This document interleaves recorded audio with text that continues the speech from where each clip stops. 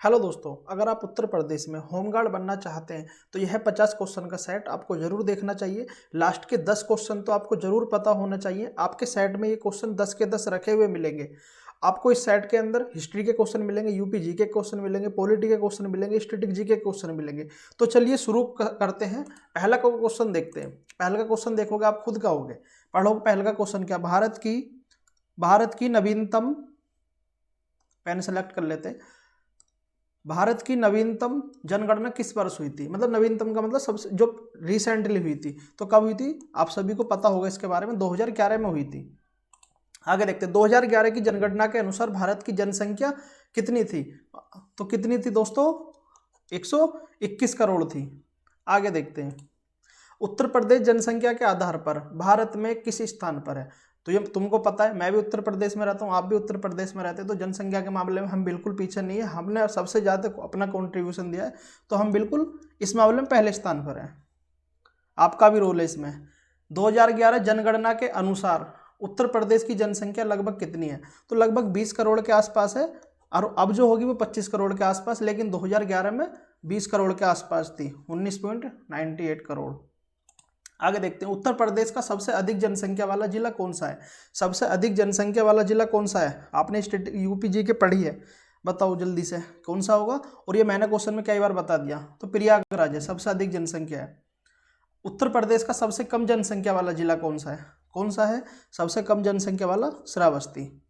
आगे देखते हैं, 2011 में उत्तर प्रदेश की साक्षरता दर कितनी थी? 2011 में उत्तर प्रदेश की साक्षरता दर कितनी थी? तो दोस्तों कितनी थी? 67.7%। Hindi plus English. उत्तर प्रदेश में पुरुष साक्षरता दर लगभग कितनी है? तो पुरुष साक्षरता दर कितनी है? 77%। ठीक। उत्तर प्रदेश में महिला साक्षरता दर लगभग कितनी थी? तो कितनी थी?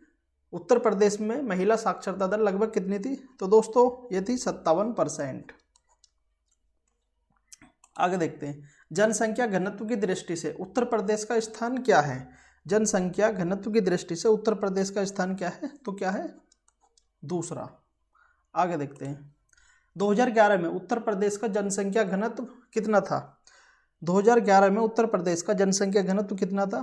तो कितना था दोस्तों? 828। मैं एक बार क्वेश्चन इसलिए रिपीट कर देता हूँ ताकि आप अच्छे से क्वेश्चन को पढ़ सकें, वरना जल्दी जल्दी क्वेश्चन को मैं भी करा के भाग सकता हूँ यहाँ पे। तो हमारा मतलब है सिखाना। हम मतलब यह क्वेश्चन करने नहीं आए, आपको सिखाने आए, और आप यहाँ से कुछ ऑब्जर्व कर सको और कुछ सीख सको, आपका सिलेक्शन हो सके। उत्तर प्रदेश में लिंगानुपात 2011 क्या था? तो 2011 में लिंगानुपात कितना था उत्तर प्रदेश में? तो बताओ इसका आंसर कितना होगा? तो दोस्तों 912 था। ठीक है, ऐसा क्वेश्चन आपको एक क्वेश्चन जरूर रखा हुआ मिलेगा। भारत की पहली जनगणना कब हुई थी? तो सबसे पहले जनगणना कब हुई थी? 1872 में हुई थी। और आपको यह बताना कि किसने कराई थी। भाई सभी ने पढ़ा है, आप भी तैयारी कर रहे हो, तो किसने कराई थी कमेंट करना है। ठीक है। नियमित जनगणना की शुरुआत कब से हुई थी? नियमित जनगणना की शुरुआत हुई थी दोस्तों 1881 से हुई थी। भारत में जनगणना कितने वर्षों में एक बार होती है? तो जनगणना जो होती है 10 वर्ष में एक बार होती है। 2011 जनगणना का नारा क्या था? हमारी जनगणना हमारा भविष्य है। भविष्य का तो पता नहीं, जनगणना तो अभी सही से हुई नहीं है वैसे। आगे, उत्तर प्रदेश की शहरी जनसंख्या लगभग कितनी प्रतिशत है? तो शहरी जनसंख्या उत्तर प्रदेश में जो शहर में लोग रहने वाले 22% है। आप सभी को पता है, हम सब लोग गाँव में ज़्यादा रहते हैं। तो उत्तर प्रदेश की ग्रामीण जनसंख्या जब शहरी तो हो गई 22%, तो जो ग्रामीण जनसंख्या वो कितनी हो जाएगी? 78% हो जाएगी। भारत का सबसे अधिक जनसंख्या वाला राज्य कौन सा? मैंने पहले बताया, सबसे अधिक जनसंख्या वाला राज्य कौन सा? उत्तर प्रदेश। आगे देखते हैं, जनसंख्या वृद्धि दर 2001 से 2011 मतलब यूपी के बारे में पूछा गया, लगभग कितनी थी? तो कितनी थी दोस्तों? 20%। 20%। आगे देखते हैं, अब यहाँ से क्वेश्चन चालू होंगे, हिस्ट्री के क्वेश्चन चालू होंगे। मैं एक बार 2 मिनट आपके 1 मिनट लेना चाहता हूँ। अगर आप हिस्ट्री पढ़ना चाहते हैं दोस्तों, तो कंप्लीट प्लेलिस्ट हमारे चैनल पर है। वहाँ से हम क्या कराते हैं, पहले थ्योरी करा रखी है, उसके बाद हम क्वेश्चन कराते हैं। अगर आपको इन क्वेश्चनों के बारे में नहीं पता है तो चुपचाप जाना, उस प्लेलिस्ट को देखना और सारी वीडियो देख डालना। उसके बाद टेलीग्राम चैनल ज्वाइन कर लेना, वहाँ से आपको PDF मिल जाएंगी। क्या, PDF। उनका अच्छे से रिवीजन कर लेना और क्वेश्चन भी लगा लेना, ना तो आपको हिस्ट्री में प्रॉब्लम होगी। और यूपी जीके की प्लेलिस्ट बनी हुई है, उसको आप जाके देख सकते हैं। और पॉलिटी भी स्टार्ट है, ठीक है, उसको भी जाके आप देख सकते हैं। तो पहले का क्वेश्चन क्या, प्रागैतिहासिक काल का अर्थ क्या है, तो इसका मतलब है जब लेखन कला नहीं थी, ठीक है। मानव का सबसे प्राचीन काल कौन सा है, बताओ, मानव का सबसे प्राचीन काल कौन सा है, तो कौन सा है दोस्तों, पुरापाषाण काल। आगे देखते हैं, पुरापाषाण काल के लोग किस पर निर्भर थे, तो पुरापाषाण काल के लोग किस पर निर्भर थे, तो किस पर, शिकार और भोजन संग्रह पर निर्भर थे। आग की खोज किस काल में हुई थी, आग की खोज किस काल में हुई थी, आप सभी को इस क्वेश्चन के बारे में पता होना चाहिए। तो दोस्तों आग की पुरापाषाण, आपको ये ध्यान रखना, आग की खोज कब हुई थी, पुरापाषाण काल में हुई थी। ये दो क्वेश्चन इंपॉर्टेंट हो जाते हैं, एक पहिए का, ठीक है। तो 25 पहिए की खोज कब हुई थी, नवपाषाण काल में हुई थी। मानव ने खेती कब शुरू की, मानव ने खेती कब शुरू की, तो कब, ये क्वेश्चन भी नवपाषाण काल में। ये अपने आप में क्वेश्चन इंपॉर्टेंट है दोस्तों, ये आपके शिफ्ट में रखा हुआ मिलेगा, आपके सेट में, ध्यान रखना। आगे देखते हैं, कुत्ता सबसे पहला पालतू जानवर था, यह किस काल में हुआ, मतलब किस काल में पाला गया था, सबसे पहला पालतू जानवर था कुत्ता। तो इसका आंसर क्या होगा, मध्यपाषाण काल होगा इसका आंसर। ये हमने कंप्लीट, आप जाना प्ले लिस्ट में, हमने सब कुछ ये पढ़ा रखा है।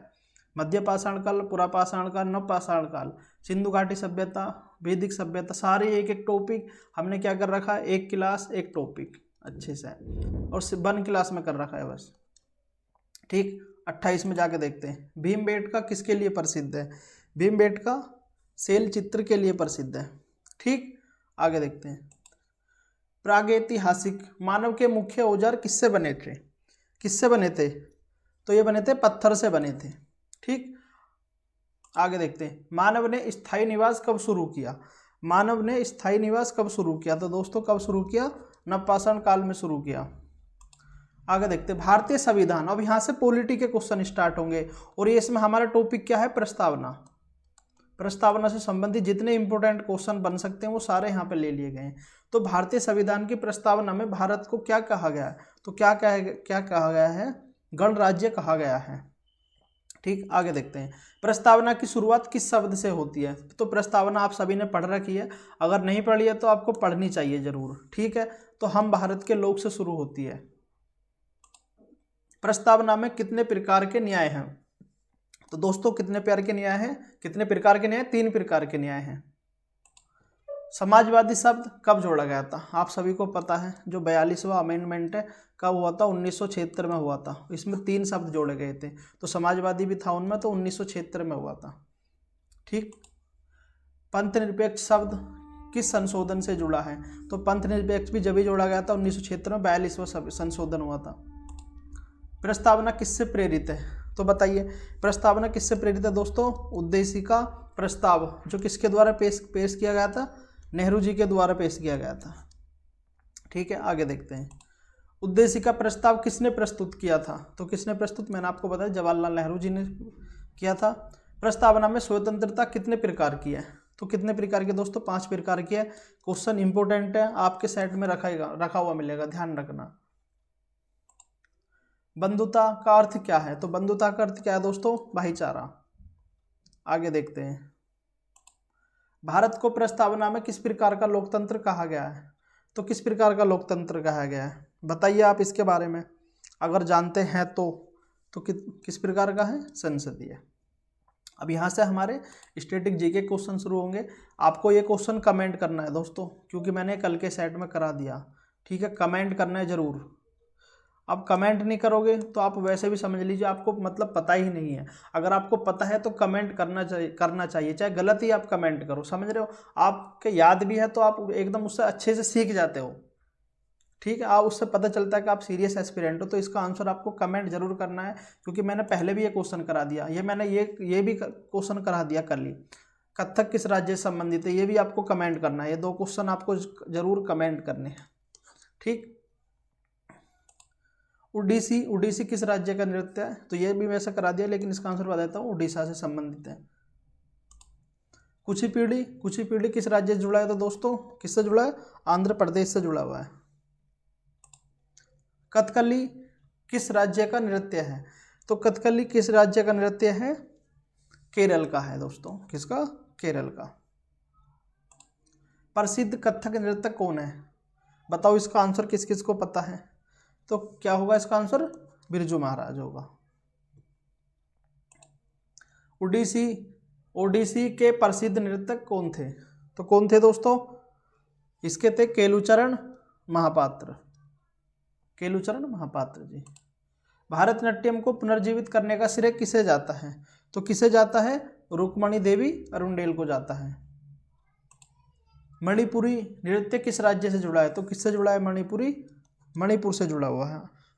ठीक, आगे देख लेते हैं। लास्ट क्वेश्चन है इस सेट का ये हमारा।